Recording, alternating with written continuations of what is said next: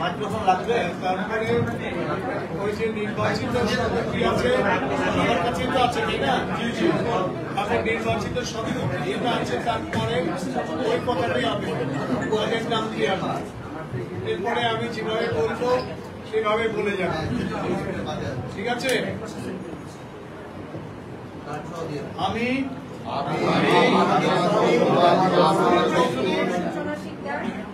অভিনয় শিল্পী সংঘ বাংলাদেশের 2025 থেকে 2028 মেয়াদকালীন কার্যনির্বাহী পরিষদের নির্বাচিত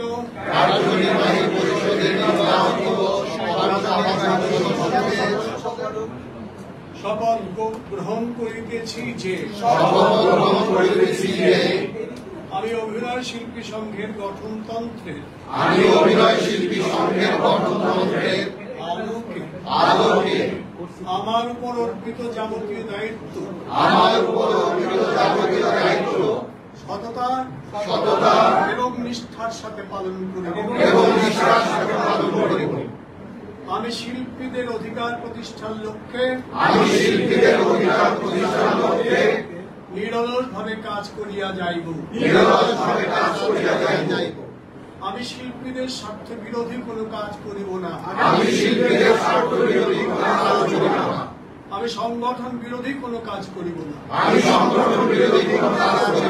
এবং সংগঠন বিরোধী কোনো কর্মকে কখনোই প্রশ্রয় দেব না। আমার কোনো কাজ বাংলাদেশ এবং তার সংবিধানের বিরোধী হইবে না।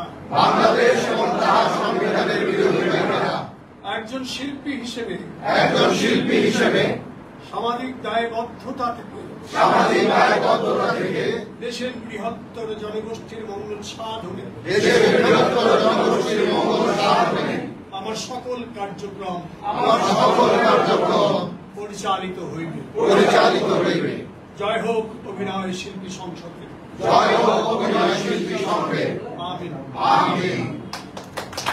ধন্যবাদ সকলকে। আমাদের মূল পর্ব শেষ। আজকে আর কোনো আলোচনা নেই, আমাদের এখন একটু খাওয়া দাওয়ার ব্যবস্থা আছে। আপনারা থাকেন, কথাবার্তা বলুন আজকে। তাহলে তো সভাপতি সেক্রেটারি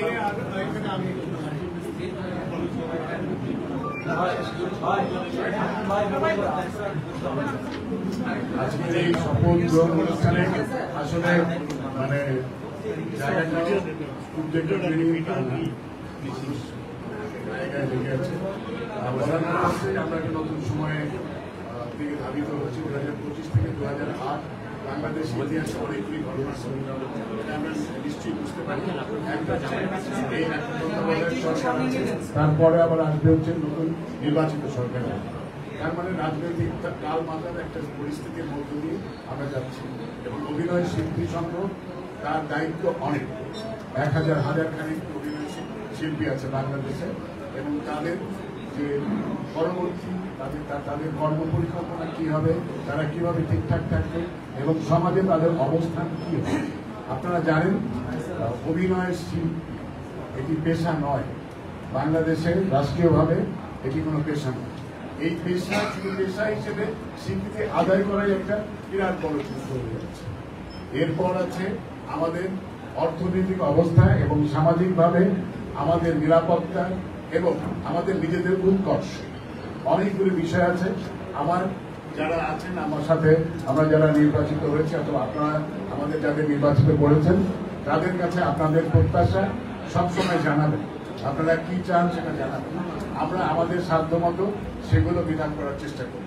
কিছু কিছু হয়তো আমরা পেরে উঠবো, কিছু কিছু পারবো না, কিন্তু আমাদের সর্বাত্মক চেষ্টা থাকবে আপনাদের যেসব দাবি দাওয়া চিন্তা এবং শুধু দাবি দাওয়া নতুন কোনো চিন্তা থাকবে, সেই চিন্তাগুলো আমাদের সাথে শেয়ার করবেন। আমরা কিভাবে আগাতে পারি, আমাদের থেকে হয়তো পথ নির্দেশনা আপনাদের কাছ থেকে অনেক ভালো আসে, সেই পথ নির্দেশনাগুলো আমরা চাই। আমরা দেখেছি পরিচিতি পর্ব যখন হয় তখন অনেক পরিকল্পনার কথা বলেছি। তারা কেউ হয়তো নির্বাচন পার হয়ে চলে আসতে পারেননি, কিন্তু তাদের পরিকল্পনাগুলো আছে। আমরা সেই পরিকল্পনাগুলো সব একসাথে করে সামনের দিকে আগাতে চাই। সবাইকে ধন্যবাদ। এবং সাংবাদিক ভাইরা যারা আছেন তারা আমাদের সাথে থাকবেন। আপনারা আমরা খুব বেশি পার্থক্য না, একটু এই পাশে আছেন, আপনারা একটু এই পাশে আছেন, এবং পারস্পরিক একটা লেনদেনের সম্পর্ক কিন্তু আছে। আমি মনিটারি অর্থে বলছি না, মেটেরিয়ালিস্টিক অর্থে বলছি না, এটা একটা পারস্পরিক সমঝোতা এবং সম্মানের সম্পর্ক। সবাই ভালো থাকবেন এবং আমরা আগামীর দিকে তাকাই, আমরা যাতে সত্যি ভালো কিছু করতে পারি। সবাইকে ধন্যবাদ।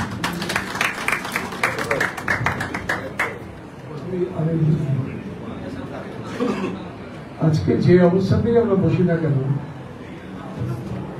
এটা সেই অনুষ্ঠানটি যেখানে শপথ নিয়ে গেছে।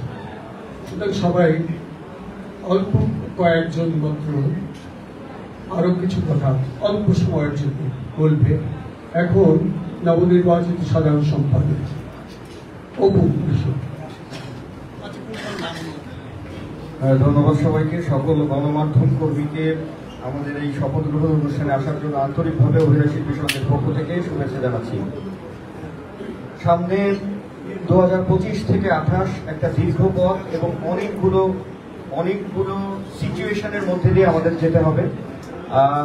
আমাদের এই সময় ঐক্যবদ্ধ হয়ে থাকার প্রয়োজন।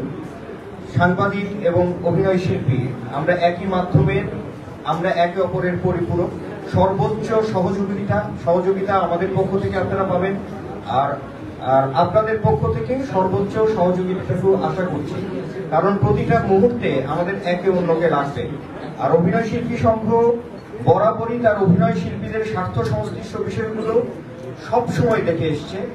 অতীতে আমাদের অগ্রজরা যে কাজগুলো আমাদের জন্য রেখে গেছেন, কিছু অসম্পূর্ণ কাজ আছে, সেগুলো আমরা এগিয়ে নিয়ে যাব এবং সামনে অনেক কিছু চ্যালেঞ্জের সম্মুখীন হতে হবে, কারণ একটা অস্থিতিশীল পরিস্থিতির মধ্যে দিয়ে আমাদের হয়তো যেতে হতে পারে।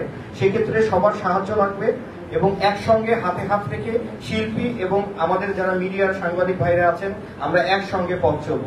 ধন্যবাদ সবাইকে।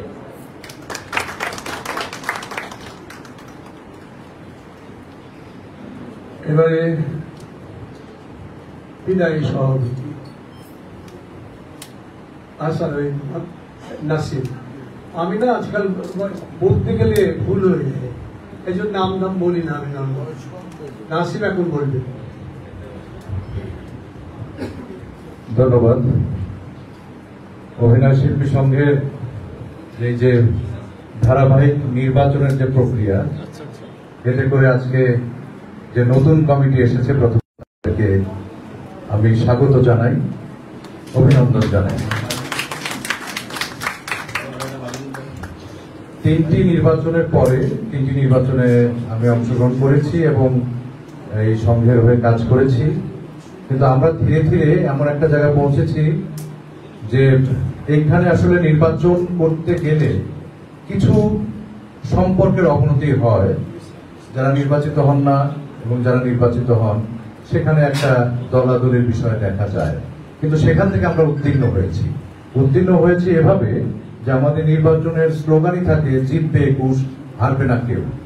এবং আমরা প্রতিবারই যেটা হয়ে এসেছে ধারাবাহিকভাবে, যারা নির্বাচনে অংশগ্রহণ করেছেন প্রত্যেককেই ফুলের শুভেচ্ছা দিয়ে তাদেরকে স্বাগত জানানো হয়েছে।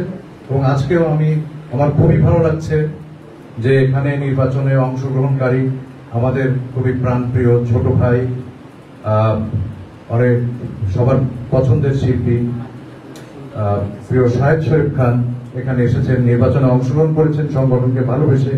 যে কোনোভাবেই হোক, ভোটের ব্যবধানে হয়তো উনি বিজয়ী হননি, কিন্তু হেরেও যাননি, এবং হেরে যাননি বিধায় উনি কিন্তু আজকে আমাদের মাঝে এবং এই যে সম্প্রীতি, এই যে বিভেদের ঊর্ধ্বে ওঠা, এই উদার মানসিকতা শিল্পীদের মধ্যে থাকে। আমি দেখলাম ওখানে পাভেল এসেছে।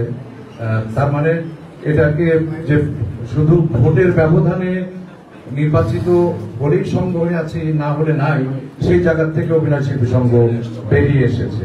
এই ধারাবাহিকতা থাকবে নিশ্চয়ই, এবং নতুন কমিটির সামনে অনেকগুলো বিষয় থাকবে। প্রথমত, যে শিল্পীদের মধ্যে যে বড় চ্যালেঞ্জ আমি যেটা মনে করছি এই সময় এসে, শিল্পীদেরকে আবার আস্তে আস্তে একসাথে করে একটা সেই আবার জম্বে মেলা, বটতলা, হাটখোলা, এরকম একটা ব্যাপার আবার ঘটতে হবে।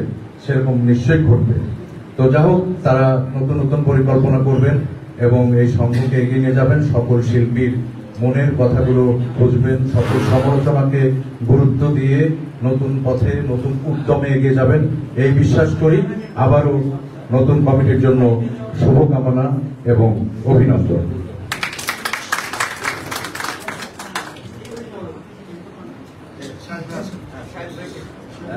এখন বলবেন শাহেদ শরীফ খান। উপস্থিত সকলকে আমার সালাম এবং অন্তর থেকে শুভেচ্ছা। আমি শুরু থেকে বলেছি এটা আমার পরিবার এবং এটা প্রমাণ করতে আমি এসেছি। আমি হেরেছি, আমার পরিবারেরই একটা অংশ আমাকে সামনে পথ দেখাবে এবং আমাদের দাবি দাওয়া পূরণ করবে। যাই হোক, এই সংঘটা শুরু করে আমাদেরই একজন সহকর্মী এবং আমার সম্পর্ক আত্মীয় হয় তৌকির আহমেদ। উনি চেয়েছিলেন যে যোগ্য নেতৃত্ব, যোগ্য শিল্পী এই সংগঠনটিকে পথ দেখাবে এবং আজকে যারা জিতেছে আমি মনে করি যে এরাই যোগ্য, হ্যাঁ, এবং এরা সামনে আমাদেরকে ছায়া, আমাদের মাথার উপর ছায়া হয়ে থাকবে। আমরা কখনো নিজেদেরকে অসহায় ভাববো না, একা ভাববো না। আমার তো এখনো মনে হয় ওই টিভিসিটা জামালের বউ এত ফর্সা হইলো কেমনে রে, আমি তখন থেকেই অপুর ভক্ত। হ্যাঁ, তো আজকে অন্যের বউ নিয়ে আলোচনা না করি। হ্যাঁ, তো যেটা হচ্ছে সবাই ভালো থাকবেন এবং সবার জন্য অনেক অনেক শুভকামনা। আর দুইজনকে, পাবেল ভাই আর পাবেল ভাইকে কি বলবো, খুবই তো একদম পারফেক্ট, মনে হয় কি দুই ভাই। তো আমার মনে হয় যে খুব সুন্দরভাবে কাজগুলো আগাবে এবং সবাই ওনাদের সবার জন্য দোয়া করবে। ভালো থাকবেন।